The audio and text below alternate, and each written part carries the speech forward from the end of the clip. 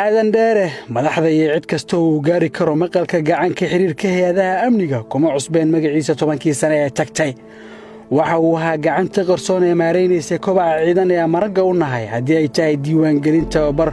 howlgalla gaar ah fulintooda iyo xal u helidda kuwo badan oo sahligayaal ah oo loo fududeeyay in xagga hoose loo diro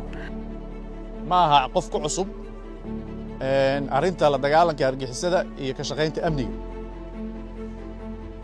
waa sargaal aan ku kalsoonahay in hawshu meeshii maraysay uu ka sii wadi karo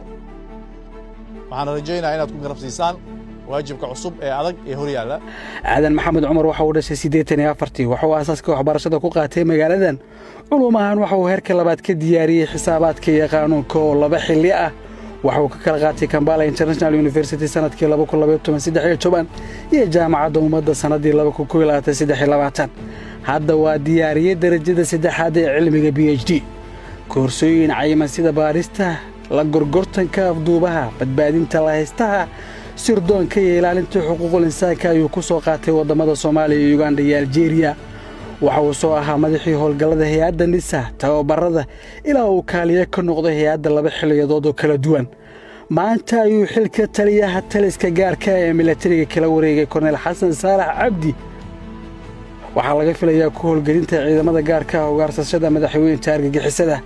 kordhintooda inay helaan agabka casriga ah ee isticmaalaan asaagooda dunida talis baka leeyahay waa hoggaan waay laakiin dadka shaqada qaban lahay ama waddanka u shaqeyn lahay waa inik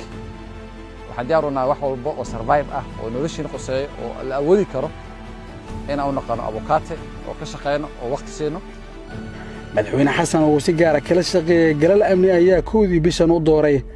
beddelka dalacsiinta iyo hoggaanka taliskan cabduqaadir ciise warbaahinta qaranka muqdisho